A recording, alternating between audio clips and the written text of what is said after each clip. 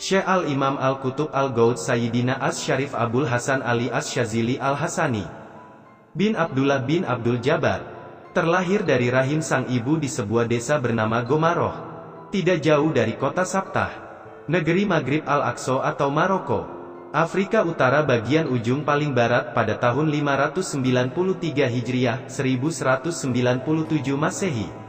Beliau merupakan zuriat atau keturunan ke-22 dari junjungan kita Rasulullah Nabi Muhammad. Sejak kecil beliau biasa dipanggil dengan nama Ali. Sudah dikenal sebagai orang yang memiliki akhlak atau budi pekerti yang amat mulia. Tutur katanya sangat fasih, halus, indah dan santun, serta mengandung makna pengertian yang dalam. Di samping memiliki cita-cita yang tinggi dan luhur, beliau juga tergolong orang yang memiliki kegemaran menuntut ilmu. Di desa tempat kelahirannya ini, beliau mendapat tempaan pendidikan akhlak serta cabang ilmu-ilmu agama lainnya, langsung di bawah bimbingan ayah bunda beliau. Beliau tinggal di desa tempat kelahirannya ini sampai usia 6 tahun, yang kemudian pada akhirnya hijrah ke kota Tunis, sekarang ibu kota negara Tunisia, Afrika Utara, yang semata-mata hanya untuk tujuan tholabul ilmi, di samping untuk menggapai cita-cita luhur. Beliau menjadi orang yang memiliki kedekatan dan derajat kemuliaan di sisi Allah. Beliau sampai di kota Tunis, sebuah kota pelabuhan yang terletak di tepi pantai Laut Tengah, pada tahun 599 Hijriah, 1202 Masehi. Di suatu hari Jumat, beliau pernah ditemui oleh Nabiullah Khidir alaihi salam, yang mengatakan bahwa kedatangannya pada saat itu adalah diutus untuk menyampaikan keputusan Allah atas diri beliau yang pada hari itu telah dinyatakan dipilih menjadi kekasih Rabbul Alamin, dan sekaligus diangkat sebagai wali agung, dikarenakan beliau memiliki budi luhur dan akhlak mulia. Segera setelah pertemuan dengan Nabiullah Khidir tersebut, beliau segera menghadap Syekh Abi Said Al-Baji, salah seorang ulama besar di Tunis pada waktu itu, dengan maksud untuk mengemukakan segala peristiwa yang beliau alami sepanjang hari itu. Akan tetapi pada saat sudah berada di hadapan Syekh Abi Said, sebelum beliau mengungkapkan apa yang menjadi maksud dan tujuannya menghadap, ternyata Syekh Abi Said Al-Baji sudah terlebih dahulu dengan jelas dan runtut menguraikan tentang seluruh perjalanan beliau. Sejak keberangkatannya dari rumah, sampai diangkat dan ditetapkannya beliau sebagai wali agung pada hari itu. Sejak saat itu, beliau tinggal bersama Syekh Abi Said sampai beberapa tahun, guna menimba berbagai cabang ilmu agama. Dari Syekh Abi Said beliau banyak belajar ilmu-ilmu tentang Al-Quran, hadis, fikih, akhlak, tauhid, beserta ilmu-ilmu alat. Selain itu, karena kedekatan beliau dengan sang guru, beliau juga berkesempatan mendampingi Syekh Abi Said menunaikan ibadah haji ke Mekah sampai beberapa kali.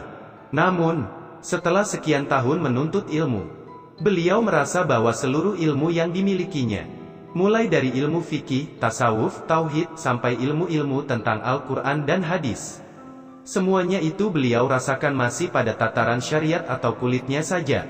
Karena itu beliau berketetapan hati untuk segera menemukan jalan thariqat itu, sekaligus pembimbing mursyid dari seorang wali kutub, yang memiliki kewenangan untuk memandu perjalanan ruhaniyah beliau menuju kehadirat Allah. Maka dengan tekad yang kuat, beliau memberanikan diri untuk berpamitan, sekaligus memohon doa restu kepada sang guru, Syekh Abi Said Al-Baji, untuk pergi merantau demi mencari seseorang yang berkedudukan sebagai kutub. Tempat pertama yang dituju oleh beliau adalah kota Mekah yang merupakan pusat peradaban Islam, dan tempat berhimpunnya para ulama dan solihin, yang berdatangan dari seluruh penjuru dunia untuk memperdalam berbagai cabang ilmu-ilmu agama.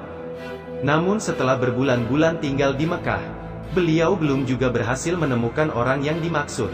Sampai akhirnya, pada suatu saat beliau memperoleh keterangan dari beberapa ulama di Mekah, bahwa sang kutub yang beliau cari itu, kemungkinan ada di negeri Irak yang berjarak ratusan kilometer dari kota Mekah.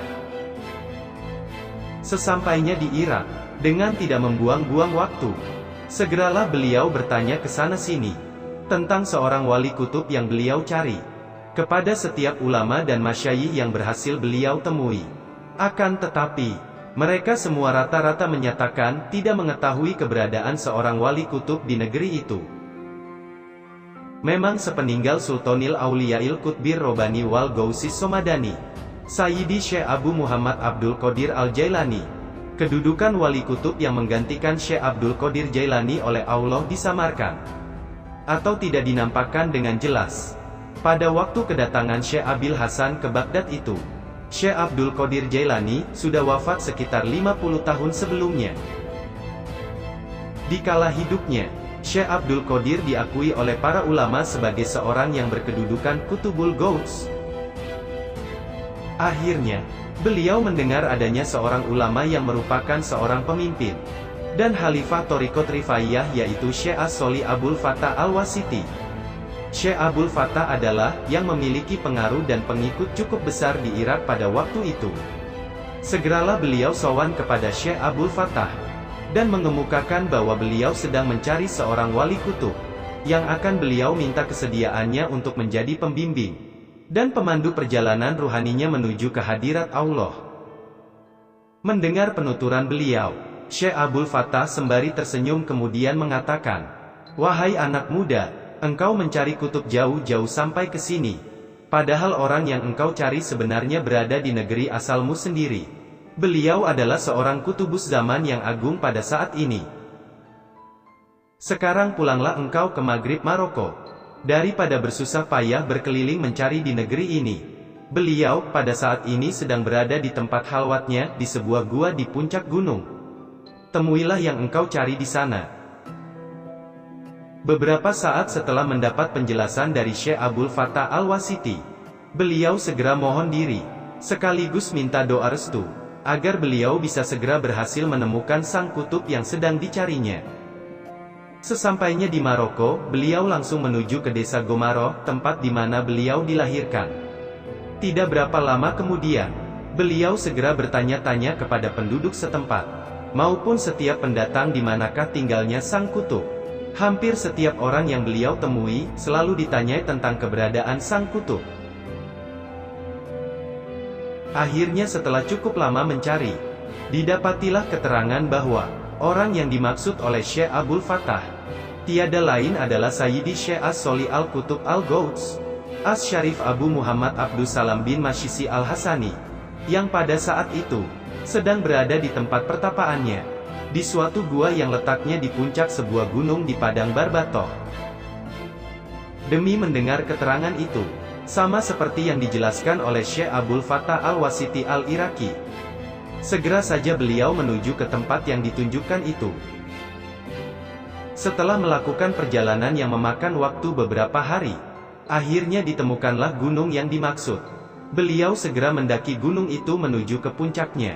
Dan memang benar adanya, di puncak gunung tersebut terdapat sebuah gua. Sebelum beliau melanjutkan perjalanannya untuk naik ke gua itu, beliau berhenti di sebuah mata air yang terdapat di bawah gua tersebut. Selanjutnya beliau lalu mandi di pancuran mata air itu. Hal ini beliau lakukan semata-mata demi untuk memberikan penghormatan serta untuk mengagungkan sang kutub sebagai salah seorang yang memiliki derajat kemuliaan dan keagungan di sisi Rabbul Alamin. Di samping juga sebagai seorang calon guru beliau. Begitu setelah selesai mandi, beliau merasakan betapa seluruh ilmu dan amal beliau seakan luruh berguguran. Dan seketika itu pula, beliau merasakan kini dirinya telah menjadi seorang yang benar-benar fakir dari ilmu dan amal. Kemudian, setelah itu beliau lalu berwudu dan mempersiapkan diri untuk naik menuju ke gua tersebut. Dengan penuh rasa tawadu dan rendah diri, beliau mulai mengangkat kaki untuk keluar dari mata air itu. Namun, entah datang dari arah mana, tiba-tiba datang seseorang yang tampak sudah lanjut usia. Orang tersebut mengenakan pakaian yang amat sederhana. Bajunya penuh dengan tambalan. Sebagai penutup kepala, orang sepuh itu mengenakan songkok yang terbuat dari anyaman jerami. Dari sinar wajahnya menunjukkan bahwa orang tersebut memiliki derajat kesalihan dan ketakwaan yang amat luhur. Kendati berpenampilan sederhana, tetapi orang tersebut tampak sangat anggun, arif, dan berwibawa. Kakek tua itu kemudian mendekati beliau seraya mengucapkan salam. Beliau, dengan agak sedikit terkejut, serta-merta menjawab salam orang itu. Belum pula habis rasa keterkejutan beliau. Orang tersebut terlebih dahulu menyapa dengan mengatakan, "Marhaban. Ya Ali bin Abdullah bin Abdul Jabbar bin Tamim bin." Dan seterusnya nasab beliau disebutkan dengan runtut dan jelas. Sampai akhirnya berujung kepada baginda Rasulullah. Mendengar itu semua, beliau menyimaknya dengan penuh rasa takjub. Belum sampai beliau mengeluarkan kata-kata, orang tersebut kemudian melanjutkan, "Ya Ali, engkau datang kepadaku sebagai seorang fakir, baik dari ilmu maupun amal perbuatanmu. Maka engkau akan mengambil dari aku kekayaan dunia dan akhirat." Dengan demikian, maka jadi jelas dan yakinlah beliau kini, bahwa orang yang sedang berada di hadapannya itu, adalah benar-benar, As-Syekh Al-Qutub Al-Ghaud Sayyid Abu Muhammad Abdus Salam bin Masyisi Al-Hasani. Orang yang selama ini dicari-carinya.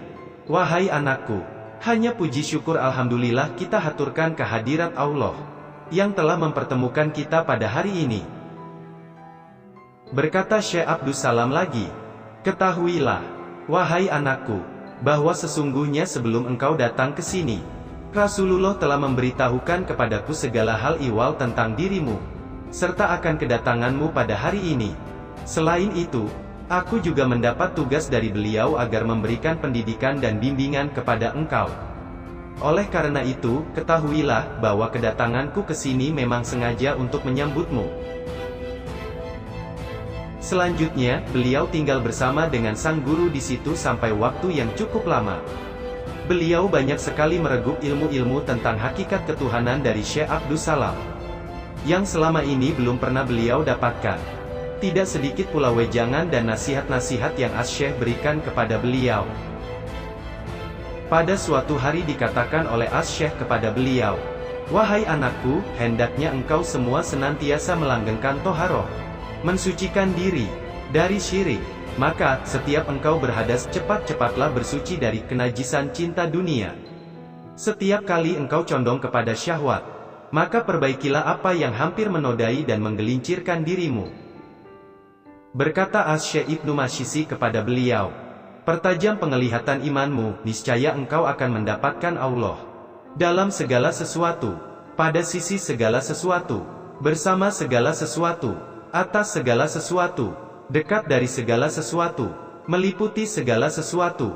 Dengan pendekatan itulah sifatnya, dengan meliputi itulah bentuk keadaannya."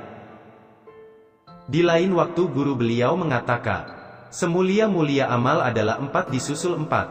Kecintaan demi untuk Allah, ridha atas ketentuan Allah, zuhud terhadap dunia, dan tawakal atas Allah. Kemudian disusul pula dengan 4 lagi, yakni menegakkan fardu-fardu Allah, menjauhi larangan-larangan Allah, bersabar terhadap apa-apa yang tidak berarti, dan wara, menjauhi dosa-dosa kecil berupa segala sesuatu yang melalaikan." As-Syekh juga pernah berpesan kepada beliau, "Wahai anakku, janganlah engkau melangkahkan kaki kecuali untuk Allah, sesuatu yang dapat mendatangkan keridhaan Allah. Dan jangan pula engkau duduk di suatu majelis kecuali yang aman dari murka Allah. Janganlah engkau bersahabat kecuali dengan orang yang bisa membantu engkau berlaku taat kepadanya. Serta jangan memilih sahabat karib kecuali orang yang bisa menambah keyakinanmu terhadap Allah." As-Syekh Abdus Salam sendiri adalah merupakan pribadi yang amat berpegang teguh kepada kitab Allah dan As-Sunnah. Walaupun pada kenyataannya Syekh Abil Hasan adalah muridnya, namun Syekh Abdus Salam juga amat mengagumi akan ilmu yang dimiliki oleh sang murid, terutama tentang kitabullah dan sunnah. Di samping derajat kesalihan dan kewaliannya, serta kekeramatan Syekh Abul Hasan. Tetapi, dari semua yang beliau terima dari As-Syekh, hal yang terpenting dan paling bersejarah dalam kehidupan beliau di kemudian hari, ialah diterimanya ijazah dan bayat sebuah tarikat dari As-Syekh Abdus Salam, yang rantai silsilah tarikat tersebut sambung menyambung tiada putus sampai akhirnya berujung kepada Allah. Setelah menerima ajaran dan bayat tarikat ini, dari hari ke hari, beliau merasakan semakin terbukanya mata hati beliau. Beliau banyak menemukan rahasia-rahasia ilahiyah yang selama ini belum pernah dialaminya. Sejak saat itu pula, Beliau semakin merasakan dirinya kian dalam, menyelam ke dasar samudera hakikat dan makrifatullah. Hal ini selain berkat dari keagungan ajaran Thariqat itu sendiri, juga tentunya karena kemuliaan barakah yang terpancar dari ketakwaan sang guru, Asy-Syaikh Abdus Salam bin Masyisi. Tarikat ini pula, di kemudian hari, yaitu pada waktu beliau kelak bermukim di negeri Tunisia dan Mesir, beliau kembangkan dan sebarluaskan ke seluruh penjuru dunia melalui murid-murid beliau. Oleh karena beliau adalah orang yang pertama kali mendakwahkan dan mengembangkan ajaran tarikat ini secara luas kepada masyarakat umum, sehingga akhirnya masyhur di mana-mana, maka beliau pun kemudian dianggap sebagai pendiri tarikat ini, yang pada akhirnya menisbatkan nama tarikat ini dengan nama besar beliau, dengan sebutan Tarikat Syadziliyah. Banyak para ulama dan pembesar-pembesar agama di seluruh dunia, dari saat itu sampai sekarang, yang mengambil berkah dari mengamalkan tarikat ini. Sebuah tarikat yang amat sederhana, tidak terlalu membebani bagi khalifah dan para guru mursyidnya serta para pengamalnya. Setelah cukup lama beliau tinggal bersama Asy-Syaikh, maka tibalah saat perpisahan antara guru dan murid. Pada saat perpisahan itu, Syekh Abdus Salam membuat pemetaan kehidupan murid tercinta beliau, tentang hari-hari yang akan dilalui oleh Syekh Abil Hasan dengan mengatakan, "Wahai anakku, setelah usai masa berguru, maka tibalah saatnya kini engkau untuk beriqomah. Sekarang pergilah dari sini, lalu carilah sebuah daerah yang bernama Syazilah. Untuk beberapa waktu tinggallah engkau di sana. Kemudian perlu kau ketahui, di sana pula Allah Azza wa Jalla akan menganugerahi engkau dengan sebuah nama yang indah, Asy-Syadzili. Setelah itu, lanjut Asy-Syaikh, kemudian engkau akan pindah ke negeri Tunisia.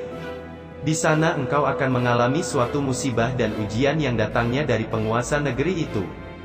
Sesudah itu, wahai anakku, engkau akan pindah ke arah timur. Di sana pula lah kelak engkau akan menerima warisan Al-Kutubah dan menjadikan engkau seorang kutub."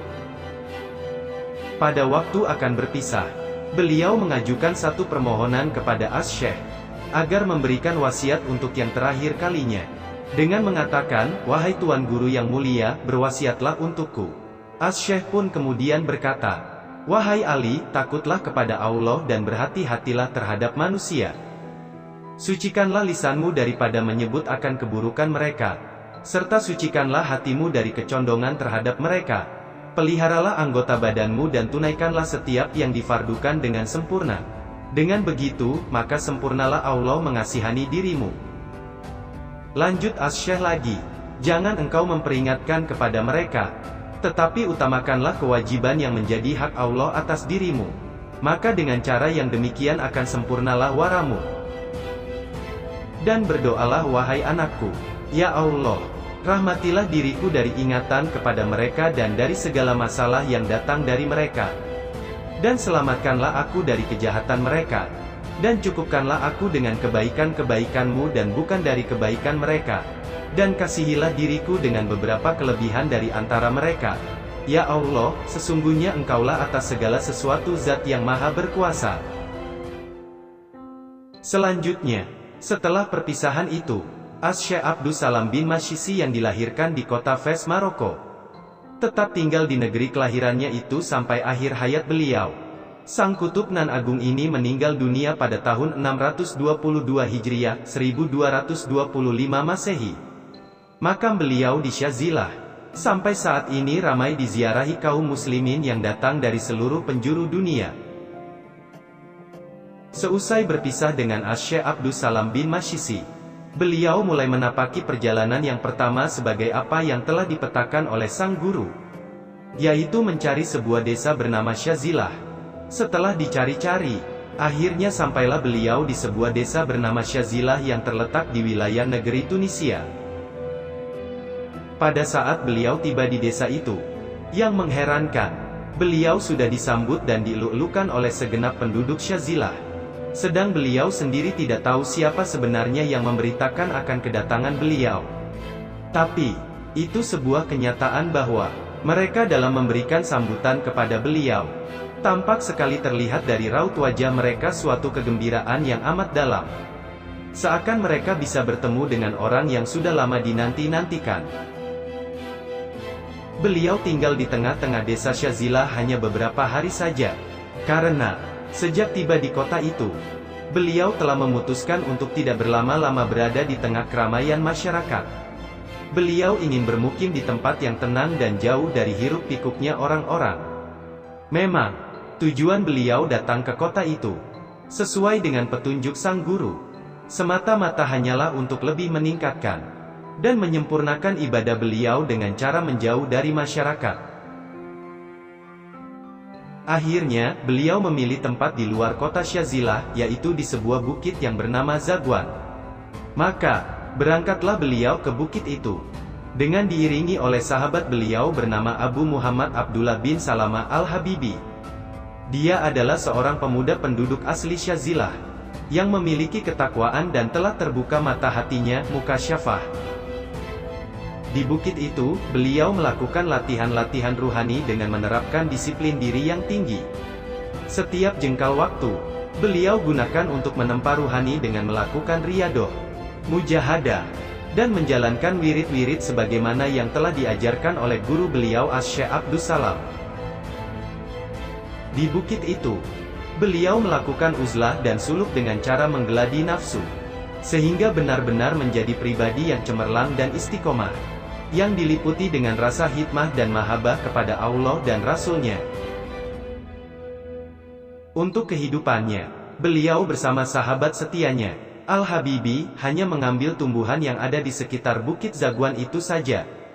Tetapi sejak beliau bermukim di bukit itu, Allah telah mengaruniakan sebuah mata air untuk memenuhi keperluan beliau.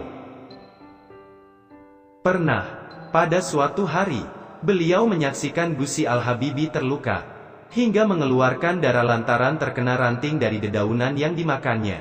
Melihat hal itu, beliau menjadi terharu karena sahabat yang setia mengiringinya harus mengalami kesakitan. Segera saja, setelah itu, beliau mengajak Al-Habibi turun ke desa Syazila untuk mencari makanan yang lunak. Sekiranya telah tercukupi, maka beliau berdua segera naik kembali ke Bukit Zagwan untuk meneruskan perjalanan. Memang, semenjak beruzlah di bukit itu, kadang-kadang beliau berdua turun ke desa Syazila untuk berbagai keperluan. Berkaitan dengan pengalaman keruhanian, diceritakan oleh Al-Habibi, bahwa pada suatu ketika dia pernah melihat dalam pandangan mata batinnya, nampak segerombolan malaikat mengerumuni Asy-Syaikh. Bahkan, lanjut Al-Habibi, sebagian dari malaikat itu, ada yang berjalan beriringan bersamaku dan ada pula yang bercakap-cakap denganku. Tidak jarang pula, dilihat oleh Al-Habibi arwah para waliullah yang secara berkelompok maupun sendiri-sendiri mendatangi dan mengerubuti Asy-Syaikh. Para wali-wali itu, dikatakan oleh Al-Habibi, merasakan memperoleh berkah, lantaran kedekatan dan kebersamaan mereka dengan Asy-Syaikh. Sehubungan dengan nama desa Syazilah, yang akhirnya bertautan dengan nama beliau, diceritakan oleh beliau, bahwa beliau pada suatu ketika dalam fananya, pernah mengemukakan sebuah pertanyaan kepada Allah. Ya Rob, mengapa nama Syazilah engkau kaitkan dengan namaku? Maka, dikatakan kepadaku, ya Ali, aku tidak menamakan engkau dengan nama Asy-Syazili, tetapi Asy-Sya'atsli. Penekanan kata pada des, yang artinya jarang, langka, yaitu karena keistimewaanmu dalam menyatu untuk berkhidmat demi untukku dan demi cinta kepadaku. Beliau tinggal di Bukit Zagwan itu sampai bertahun-tahun. Sampai pada suatu hari, beliau mendapatkan perintah dari Allah, agar turun dari bukit dan keluar dari tempat khalwatnya untuk segera mendatangi masyarakat. Diceritakan oleh beliau, pada waktu itu telah dikatakan kepadaku, hai Ali, turun dan datangilah manusia-manusia agar mereka memperoleh manfaat daripadamu. Lalu, aku pun mengatakan, ya Allah, selamatkanlah diriku dari manusia banyak, karena aku tidak berkemampuan untuk bergaul dengan mereka. Lalu dikatakan kepadaku, turunlah, wahai Ali. Aku akan mendampingimu dengan keselamatan dan akan aku singkirkan engkau dari mara bahaya. Aku katakan pula, ya Allah, engkau serahkan diriku kepada manusia-manusia, termasuk apa yang aku makan dan harta yang aku pakai? Maka, dikatakan kepadaku, hendaklah engkau menafkahkan dan akulah yang mengisi. Pilihlah dari jurusan tunai ataukah jurusan gaib. Setelah selesai menjalani seperti apa yang telah dipetakan oleh Syekh Abdus Salam, dan setelah mendapat perintah untuk keluar dari tempat uzlahnya guna mendatangi masyarakat, maka beliau segera melanjutkan perjalanannya sesuai dengan pemetaan berikutnya, yaitu menuju ke kota Tunis. Bagi beliau, kota Tunis tentu sudah tidak asing lagi, karena sejak usia anak-anak hingga remaja beliau bermukim di kota ini sampai bertahun-tahun. Namun, seperti apa yang beliau saksikan pada saat kedatangan beliau kali ini, ternyata negeri ini tidak mengalami banyak perubahan dan kemajuan. Masih tetap seperti dulu, penduduk negeri ini tetap miskin dan sering dilanda kelaparan. Namun demikian, sejak kedatangannya, beliau juga masih tetap berusaha untuk meringankan penderitaan penduduk dalam menghadapi kelaparan. Al-Kisah. Dalam usaha beliau memberikan pertolongan kepada mereka, beliau sering didatangi Nabiullah Khidir, guna membantu beliau sekaligus untuk menyelamatkan beliau dari kesulitan-kesulitan yang dihadapinya. Hal ini terjadi karena berkat kebesaran jiwa dan kesantunan beliau. Pada saat itu, negeri Tunisia berada di bawah kekuasaan pemerintahan seorang sultan, atau raja yang bernama Sultan Abu Zakaria Al-Hafsi. Dalam pemerintahan Sultan Abu Zakaria, di antara jajaran para menterinya ada seorang kadi yang bernama Ibnul Baro. Dia adalah seorang faqih, namun di sisi lain dia juga memiliki hati yang buruk. Keserakahan untuk memiliki kedudukan, pengaruh, dan kekuasaan itulah yang membuat nafsu iri dengkinya tumbuh subur di dalam hati Ibnul Baro. Dendam kesumat dan keinginan menjatuhkan orang lain pun semakin membara dalam dadanya. Pikiran dan hatinya siang malam hanya tertuju bagaimana cara mempertahankan dan memperkuat pengaruh dan jabatannya. Syekh Abil Hasan datang ke Tunis, selain untuk menapaki seperti apa yang telah dipetakan oleh guru beliau, juga karena memang mendapat perintah untuk berdakwah. Setelah beberapa bulan beliau melakukan dakwah di kota Tunis itu, maka kelihatanlah semakin banyak orang-orang berkerumun mendatangi beliau. Selain masyarakat kebanyakan yang hadir dalam majelis-majelis pengajiannya, juga tidak sedikit orang-orang alim, solih dan ahli karomah yang turut serta mendengarkan dan menyimak nasihat-nasihat beliau. Di antara mereka tampak antara lain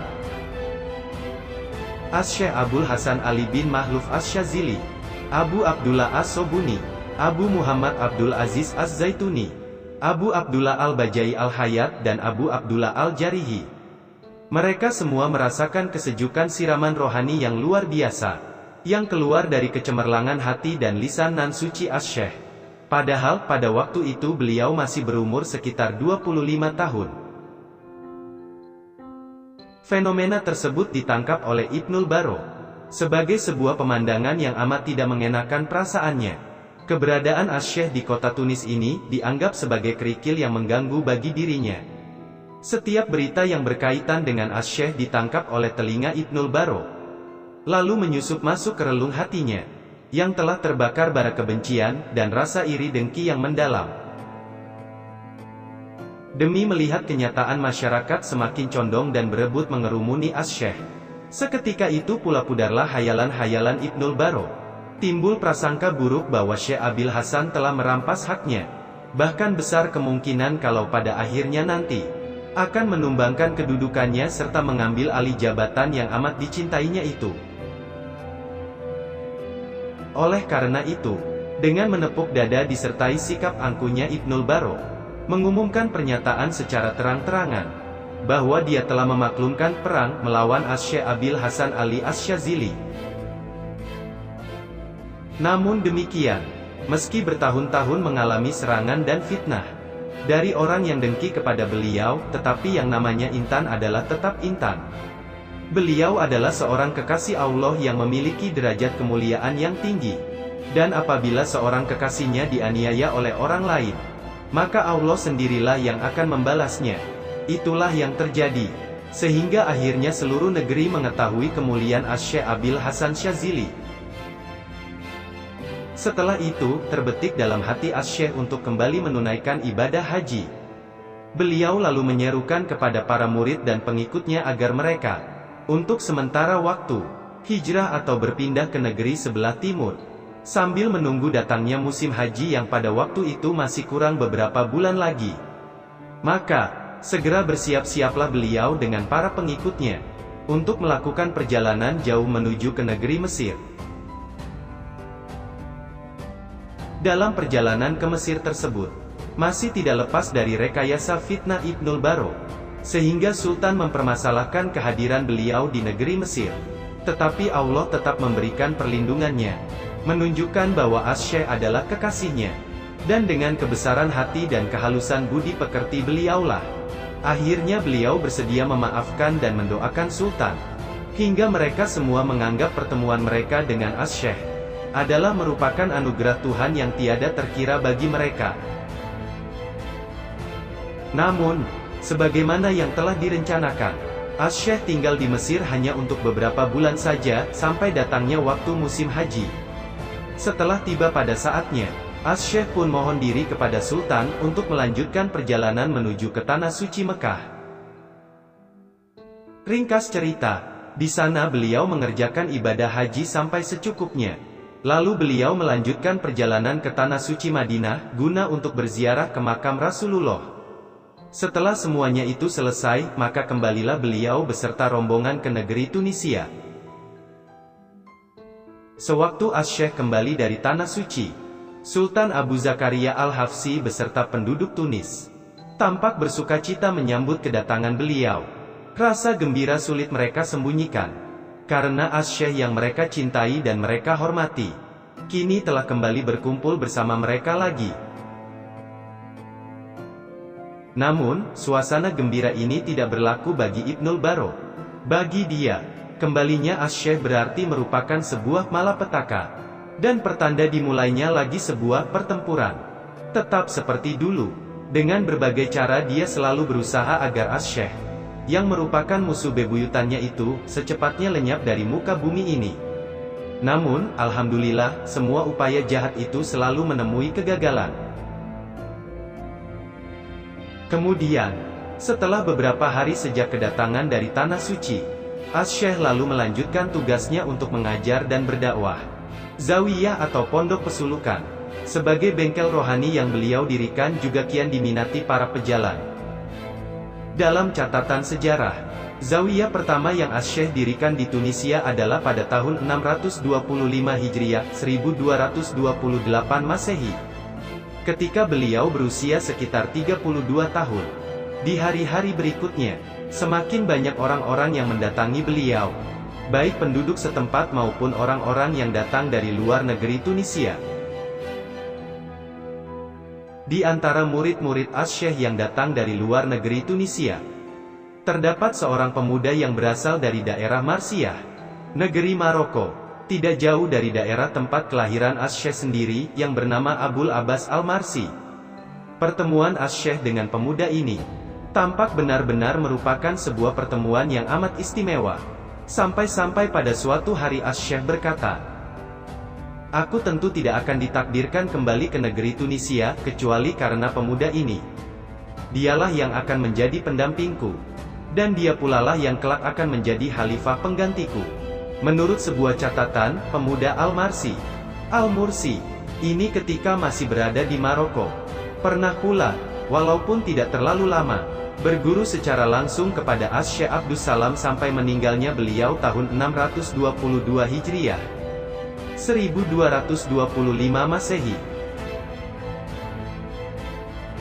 Kembalinya Asy-Syaikh ke Tunis dari perjalanan hajinya kali ini, hanyalah semata-mata untuk melanjutkan tugas mengajar dan berdakwah, seperti yang telah diperintahkan pada saat beliau di Gunung Barbatoh dan di Bukit Zagwan. Semuanya itu beliau jalani sambil menanti datangnya perintah selanjutnya, untuk menapaki seperti apa yang telah dipetakan oleh Asy-Syaikh Abdus Salam bin Masyisi. Pada saat pemetaan, guru beliau itu mengatakan bahwa, setelah bermukim di negeri Tunisia ini, yaitu setelah dihajar oleh penguasa negeri itu. Maka beliau kemudian harus melanjutkan perjalanannya menuju ke arah timur. Dalam hari-hari penantiannya itu, pada suatu malam Asy-Syaikh bermimpi bertemu Rasulullah. Waktu itu, Rasulullah berkata, "Ya Ali, sudah saatnya kini engkau meninggalkan negeri ini. Sekarang pergilah engkau ke negeri Mesir." Kemudian Rasulullah melanjutkan, "Dan ketahuilah, wahai Ali, selama dalam perjalananmu menuju ke Mesir, Allah yang Esa akan menganugerahkan kepadamu 70 macam karamah. Selain itu, di sana pula kelak engkau akan mendidik 40 orang dari golongan Sidikin." Jadi, apabila dicermati, ketika turunnya Asy-Syaikh dari puncak gunung di padang Barbato, Maroko, yang merupakan langkah pertama adalah karena atas perintah guru beliau, Asy-Syaikh Abdus Salam. Kemudian, pada waktu turunnya beliau dari Bukit Zagwan di Syazilah, sebagai langkah kedua adalah karena perintah Allah. Sedangkan, pada kali ini, keluarnya Asy-Syaikh dari Tunisia menuju Mesir, sebagai langkah ketiga atau langkah yang terakhir, merupakan perintah Rasulullah. Beberapa hari Asy-Syaikh dan rombongan melakukan perjalanan, tibalah Asy-Syaikh di negeri Mesir. Beliau langsung menuju ke kota Iskandaria, kota indah yang selalu beliau singgahi setiap perjalanan haji beliau. Al-Kisah, pada saat Asy-Syaikh menginjakan kaki di negeri Mesir, saat itu bertepatan tanggal 15 Syaban atau Nisfu Syaban. Dan karena takdir Allah jualah, hari itu bersamaan dengan wafatnya Asy-Syaikh Abul Hajjaj Al-Aqsari, yang dikenal sebagai Kutubus Zaman pada waktu itu. Sehingga, di kemudian hari, oleh para ulama Minasidikin Mesir, Asy-Syaikh Abul Hasan Asy-Syadzili, diyakini sejak hari itu juga telah ditetapkan oleh Allah sebagai wali kutub, menggantikan Asy-Syaikh Abul Hajjaj Al-Aqsari. Kedatangan beliau di kota Iskandaria ini mendapatkan sambutan hangat dari Sultan Mesir, maupun penduduk yang sudah banyak mengenal dan mendengar nama beliau. Tidak hanya orang-orang dari kalangan biasa, tapi juga segenap ulama, para syalihin dan sidikin, para ahli hadis, ahli fikih, dan manusia-manusia yang sudah mencapai tingkat kemuliaan lainnya. Mereka semua, dengan senyum kebahagiaan membuka tangan seraya mengucapkan, "Marhaban, ahlan wa sahlan." Pertemuan mereka dengan Asy-Syaikh tampak begitu akrab dan hangatnya, seakan-akan perjumpaan sebuah keluarga yang telah lama terpisah. Sebagaimana negeri Irak, negeri Mesir juga merupakan gudangnya para ulama besar, minas solihin di wilayah itu. Oleh Sultan Mesir, beliau diberi hadiah sebuah tempat tinggal yang cukup luas bernama Buruj As-Sur. Tempat itu berada di kota Iskandaria, sebuah kota yang terletak di pesisir Laut Tengah. Kota Iskandaria, Alexandria, terkenal sebagai kota yang amat indah, menyenangkan, dan penuh keberkahan. Di komplek pemukiman beliau itu, terdapat tempat penyimpanan air dan kandang-kandang hewan. Di tengah-tengah komplek terdapat sebuah masjid besar, dan di sebelahnya ada pula petak-petak kamar sebagai zawiyah, tempat tinggal para murid tarikat untuk uzlah atau suluk. Di tempat itu pula Asy-Syaikh melaksanakan pernikahan, dan membangun bahtera rumah tangga beliau. Dari pernikahan Asy-Syaikh, lahirlah beberapa putra dan keturunan beliau, di antaranya Asy-Syaikh Syahabuddin Ahmad, Abul Hasan Ali, Abu Abdullah Muhammad Syarafuddin, Zainab, dan Arifatul Khair. Sebagian putra-putri beliau itu setelah menikah kemudian menetap di kota Damanhur, tidak jauh dari Iskandaria. Sedangkan sebagian lagi tetap tinggal di Iskandaria menemani Asy-Syaikh bersama ibunda mereka. Seperti apa yang telah beliau lakukan selama di Tunisia, di negeri para ulama ini pun Asy-Syaikh juga tetap berdakwah dan mengajar. Asy-Syaikh menjadikan kota Iskandaria yang penuh keberkahan ini sebagai pusat dakwah dan pengembangan thariqat beliau pada tahun 642 Hijriah, 1244 Masehi. Beliau kemudian membangun sebuah masjid dengan menara-menara besar yang menjulang tinggi ke angkasa. Di salah satu menara itu, Asy-Syaikh menjalankan tugas sebagai seorang guru mursyid, yaitu sebagai tempat untuk membaiat murid-murid beliau. Sedangkan di bagian menara yang lain, Beliau pergunakan sebagai tempat untuk menyalurkan hobi beliau selama ini, yaitu halwat. Selain di Iskandaria, di kota Kairo pun, sebagai pusat pemerintahan kerajaan Mesir, beliau juga memiliki aktivitas rutin mengajar.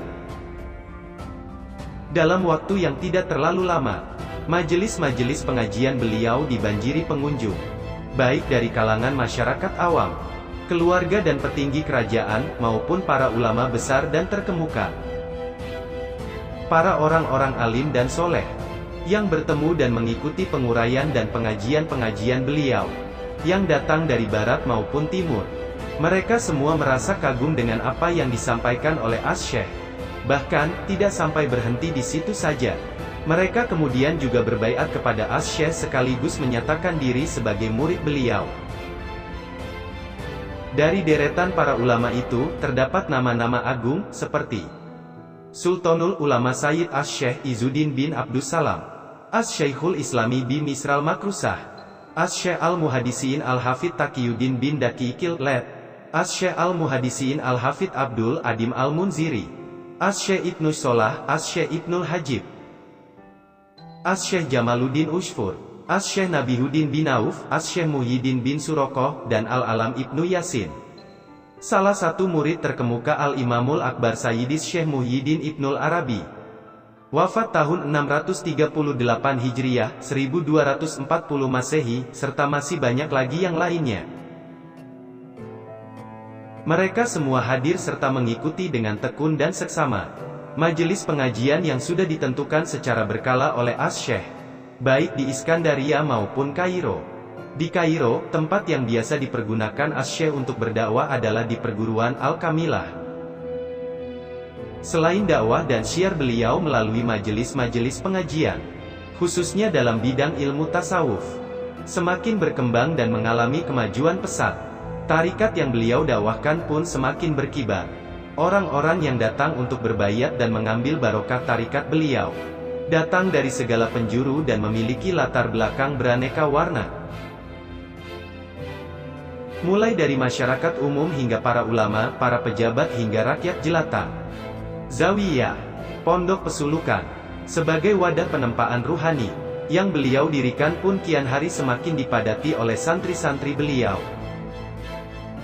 Tarikat yang Asy-Syaikh terima dari guru beliau, Asy-Syaikh Abdus Salam bin Masyisi, beliau dakwahkan secara luas dan terbuka. Sebuah tarikat yang mempunyai karakter tasawuf ala Maghribi, yaitu lebih memiliki kecenderungan dan warna syukur, sehingga bagi para pengikutnya, merasakan dalam pengamalannya tidak terlalu memberatkan. Dalam pandangan tarikat ini, segala yang terhampar di permukaan bumi ini, baik itu yang terlihat, terdengar, terasa, menyenangkan, maupun tidak menyenangkan, semuanya itu merupakan media yang bisa digunakan untuk menuju kepada Allah. Selain itu, tarikat yang beliau populerkan ini juga dikenal sebagai tarikat yang termudah dalam hal ilmu dan amal, ihwal dan makam, ilham dan makol, serta dengan cepat bisa menghantarkan para pengamalnya sampai ke hadirat Allah. Di samping itu, tarikat ini juga terkenal dengan keluasan, keindahan, dan kehalusan doa dan hizib-hizibnya. Di samping kiprah beliau dalam syiar dan dakwah serta pembinaan ruhani bagi para murid-muridnya, Asy-Syaikh juga turut secara langsung terjun dan terlibat dalam perjuangan di medan peperangan. Ketika itu Raja Perancis Louis ke-9, yang memimpin tentara salib bermaksud hendak membasmi kaum muslimin dari muka bumi, sekaligus menumbangkan Islam dan menaklukkan seluruh Jazirah Arab. Asy-Syaikh, yang kala itu sudah berusia 60 tahun lebih dan dalam keadaan sudah hilang penglihatan, meninggalkan rumah dan keluarga berangkat ke kota Al-Mansurah. Beliau bersama para pengikutnya bergabung bersama para mujahidin dan tentara Mesir. Sedangkan pada waktu itu, pasukan musuh sudah berhasil menduduki kota pelabuhan Dimyat dan akan dilanjutkan dengan penyerbuan mereka ke kota Al-Mansurah. Selain Syekh Abul Hasan, tidak sedikit para ulama Mesir yang turut berjuang dalam peristiwa itu, antara lain Al-Imam Syekh Izzuddin bin Abdus Salam, Syekh Majduddin bin Taqiyuddin Ali bin Wahab Al-Kusyairi, Syekh Muhyiddin bin Surokoh, dan Syekh Majduddin Al-Ihmimi. Para syalihin dan ulama Mina Sidikin itu, di waktu siang hari berpeluh bahkan berdarah-darah di medan pertempuran, bersama para pejuang lainnya demi tetap tegaknya panji-panji Islam. Sedangkan, apabila malam telah tiba, mereka semua berkumpul di dalam tenda untuk bertawajuh, menghadapkan diri kepada Allah, dengan melakukan sholat dan menengadahkan tangan untuk berdoa, dan bermunajat kepada Sang Penguasa agar kaum muslimin memperoleh kemenangan. Setelah selesai mereka beristighosah, di tengah kepekatan malam, mereka kemudian mengkaji dan mendaras kitab-kitab, terutama yang dinilai ada hubungannya dengan situasi pada saat itu. Kitab-kitab itu antara lain, Ihya Ulumuddin, Kutul Qulub, dan Ar-Risalah. Dan alhamdulillah, karena anugerah Allah Jualla akhirnya peperangan itu dimenangkan oleh kaum muslimin. Raja Louis ke-9 beserta para panglima dan bala tentaranya berhasil ditangkap dan ditawan. Perlu diketahui, sebelum berakhirnya peperangan itu, pada suatu malam Asy-Syaikh dalam mimpi beliau bertemu dengan Rasulullah. Pada waktu itu, Rasulullah berpesan kepada beliau, supaya memperingatkan Sultan agar tidak mengangkat pejabat-pejabat yang zalim dan korup. Dan Rasulullah menyampaikan bahwa, pertempuran akan segera berakhir dengan kemenangan di pihak kaum muslimin. Maka pada pagi harinya, Asy-Syaikh pun mengabarkan berita gembira itu kepada teman-teman seperjuangan beliau. Dan kenyataannya, setelah pejabat-pejabat tersebut diganti, maka kemenangan pun datang menjelang. Peristiwa berjayanya kaum muslimin itu terjadi pada bulan Zulhijjah tahun 655 Hijriah, 1257 Masehi. Usai peperangan itu, Asy-Syaikh lalu kembali ke Iskandaria.